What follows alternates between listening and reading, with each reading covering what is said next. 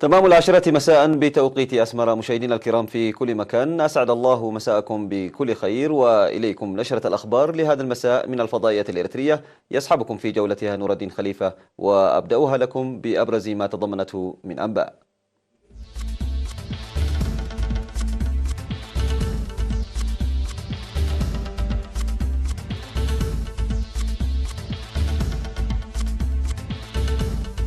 رحلة شعلة وارساي تنطلق من سهول ماي عداقة بالجنوب. عقد اجتماع للحماية من الأمراض المعدية في القاشبركة. دعم أسر الشهداء في مدينة مصوع. بريطانيا تدعو لتشكيل قوة أوروبية لتأمين الملاحة ضد قرصنة إيران. كوريا الجنوبية تطلق رصاصات تحذيرية على طائرة روسية. والهند تطلق مركبة فضائية غير مأهولة إلى القمر. وفي نشرة أنباء أخرى متفرقة إلى حضراتكم الأنباء بالتفصيل. استهلت شعلة وارساي المعدة بمناسبة اليوبيل الفضي لبدء الخدمة الوطنية بساوة رحلتها صباح يوم أمس في 22 من يوليو الجاري بمنطقة ماي عداقة بمديرية دقم حري في الإقليم الجنوبي، وهي المنطقة التي اختتمت فيها حرب التحرير.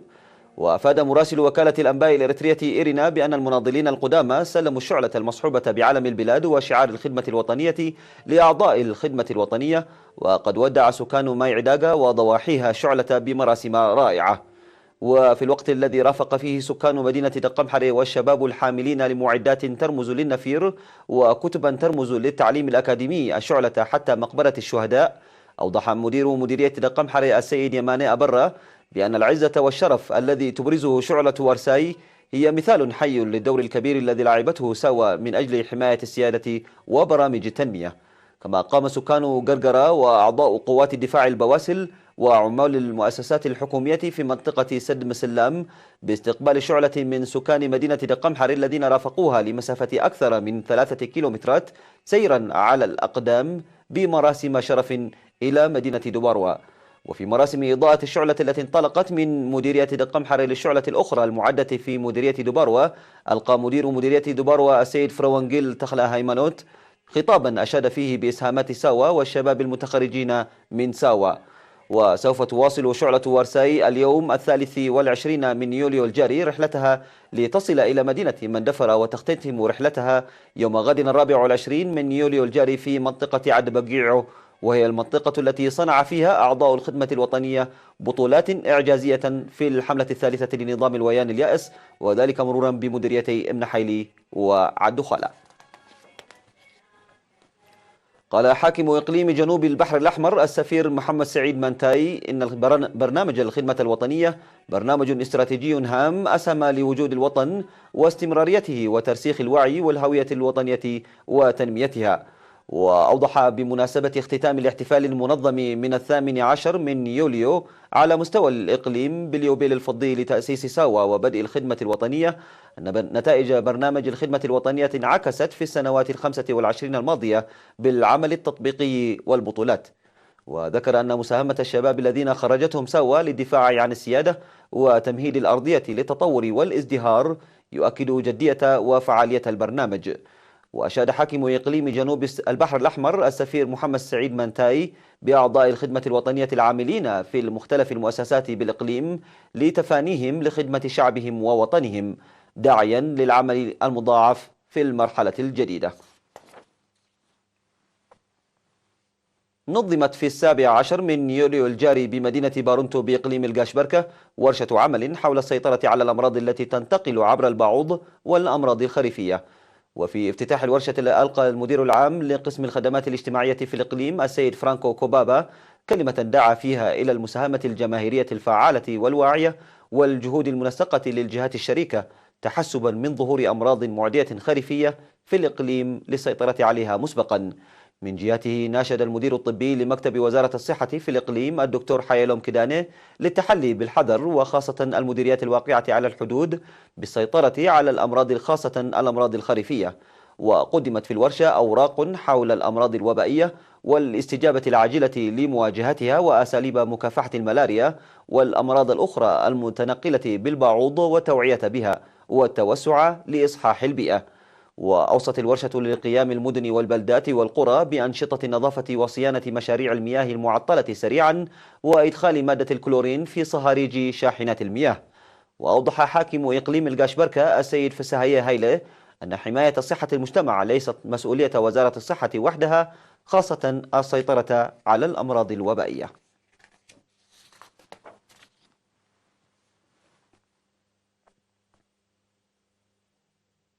دعا مسؤول التعليم في إقليم عنسبة السيد كفلاي عند مكيل المجتمع والمؤسسات الحكومية والشركاء الآخرين لتعزيز المساهمة لتقوية العملية التعليمية. وأوضح في الاجتماع التقييمي لأنشطة العام الدراسي 2018-2019 الذي عقد يومي 20 و21 من يوليو أن الاستثمار في التعليم يؤمن الفرص المستقبلية للأبناء وبناء وطن ومجتمع متحضر. وأشار الاجتماع الذي قدمت فيه دراسة استطلاعية عن تقدم التعليم في السنوات الخمسة الماضية إلا أن عدد المدارس زادت 17 مقارنة بالعام الدراسي 2014-2015 لتصل إلى 315 مدرسة، وارتفعت المشاركة في رياض الأطفال والمرحلة المتوسطة بينما انخفضت في الابتدائية والثانوية. وذكر التقرير بأن نقص الطاقة الكهربائية وعدم تجمع القرى وبعد المدارس وحياة الترحال وعدم وجود التجهيزات اللازمة هي من معوقات العملية التعليمية. كما أهاب حاكم إقليم عنسبة السيد علي محمود لتقوية العلاقة الثلاثية بين المدرسة وأولياء الأمور والطلاب وتجميع القرى لحل القصور والنواقص من أجل إحداث تغيير جذري. أعلنت جمعية سيارات الأجرة وأصحاب العبارات في مديرية مصوع في الاجتماع الذي عقد في 23 من يوليو اتخاذها مسؤولية رعاية 34 أسرة شهيد. وقال مدير مدينة مصوع السيد هيلي أسفها في الاجتماع إن المبادرة هي مواصلة لمهام عمال المؤسسات الحكومية، موضحا بأن 27 أسرة سيعيلها سكان المديرية و7 أسر سيتم إعالتها عبر جمعية سيارة الأجرة والعبارات. من جانبه أوضح سكرتير الجبهة الشعبية للديمقراطية والعدالة في إقليم شمال البحر الأحمر السيد هيلي تولد برهان أن تقديم العون لأسر الشهداء في المناسبات ماديا ومعنويا وبوسائل مسؤولة هو عمل نبيل، داعيا جميع المواطنين لمواصلة مثل هذا العمل. وأشادت أسر الشهداء بالدعم الحكومي والشعبي، معربين عن فخرهم للعيش بدفء ووسط حكومتهم وشعبهم. وكان عمال الكهرباء في حرقيقو وهيئة الموانئ والملاحة البحرية ومصنع مشتقات البلاستيك ومصنع العلب والبلاستيك المقوى وأعضاء الجبهة الشعبية للديمقراطية والعدالة والاتحادات الوطنية قد اتخذوا مبادرات مماثلة.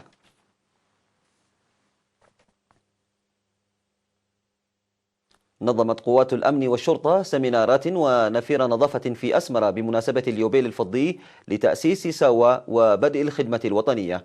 وشارك في نفير النظافة الذي نظم في وسط المدينة يوم 23 من يوليو أكثر من 1000 من أعضاء الشرطة وإصلاحيات السجون والجوازات والجنسية ووحدات الأمن. وأوضح المنظمون أن البرنامج هو جزء من الاحتفالات التي تشهدها البلاد بالذكرى 25 لتأسيس ساوى وبدء الخدمة الوطنية. وكان النفير يهدف إلى التعريف بعاملات نظافة المدينة ومنحهن الاحترام والتقدير. وقد قدمت وحدة النظافة بإدارة الإقليم الأوسط شاحنات النفايات الكبيرة لفعالية إنجاز النفير. وكانت سيمينارات قد نظمت يومي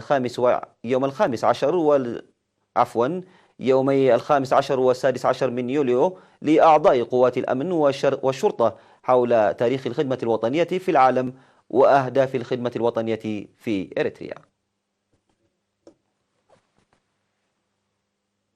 أعزائي المشاهدين، كانت تلك أخبارنا الداخلية. فاصل قصير وأوافيكم بالأخبار على الصعيد العالمي، ابقوا معنا.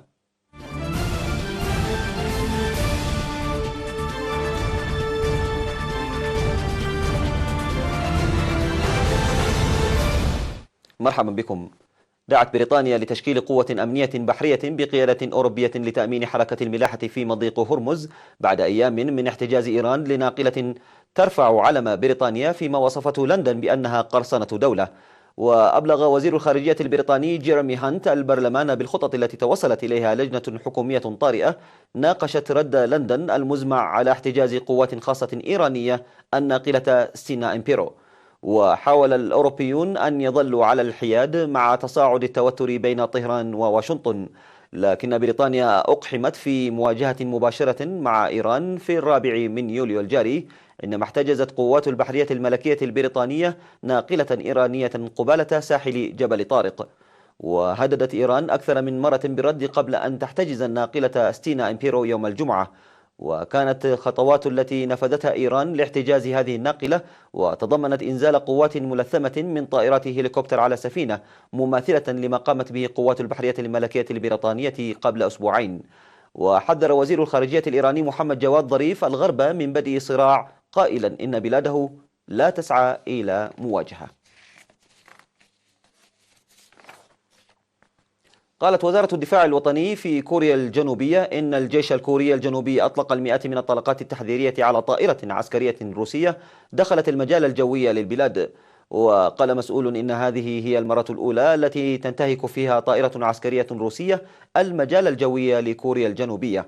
وقال المكتب الرئاسي إن لكوريا الجنوبية إن كبير المستشارين الأمنيين لكوريا الجنوبية أرسل اعتراضا لروسيا بعد أن انتهك المجال الجوي لكوريا الجنوبية، مؤكدا أن بلاده ستتخذ إجراء أقوى إذا حدث ذلك مرة أخرى. وأضاف المكتب الرئاسي في بيان جاء فيه أن تشونغ أوي يونغ رئيس مكتب الأمن القومي أرسل اعتراضا قويا لنيكولاي باتريشيف أمين مجلس الأمن القومي الروسي، وطلب من المجلس تقييم الحادث واتخاذ الإجراء المناسب. في مهمتها الثانية إلى القمر، أطلقت الهند صاروخا غير مأهول ليضع المركبة شاندريان 2 في مدار الجسم الفلكي. وقد أقلع الصاروخ بنجاح ومن المتوقع أن ينزل في 6 سبتمبر مركبة وروبوتا جوالا بالقرب من القطب الجنوبي للقمر على بعد حوالي 384 ألف كيلومتر عن الأرض. وقد أقلع الصاروخ، وهو أقوى صواريخ وكالة الفضاء الهندية إسرو، من منصة الإطلاق في ساريهاريكوتا. وفي حال تكللت هذه المهمة بالنجاح، ستصبح الهند رابع دولة تحط مركبة من صنعها على سطح القمر بعد الاتحاد السوفيتي والولايات المتحدة والصين. وقد أخفقت إسرائيل في تحقيق هذا الهدف بعدما تحطم مسبار أرسلته ولم يبلغ وجهته في أبريل. وخصصت الهند 140 مليون دولار لهذه المهمة، وهو مبلغ أدنى بكثير من ذاك الذي جمعته وكالة فضائية أخرى لمهمات من هذا النوع.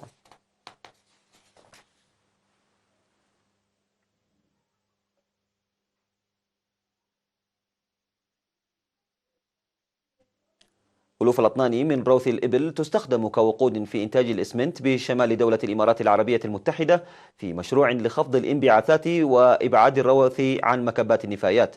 وبموجب برنامج تديره حكومة إمارة رأس الخيمة، يتخلص مربو الإبل من روثها في محطات تجري لتجميع نقله بشاحنات إلى مصنع ضخم للإسمنت، حيث يخلط مع الفحم لتوفير الطاقة المطلوبة لتشغيل غلاية المصنع.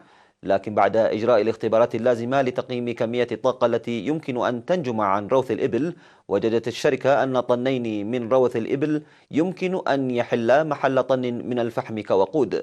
وروث الإبل وقود نادر، لكنه ملائم بشكل كبير لرأس الخيمة، إحدى الإمارات السبع المكونة لدولة الإمارات العربية المتحدة، حيث يوجد نحو 9000 من الجمال تستخدم في إنتاج الحليب وفي مسابقات الهيجن والجمال.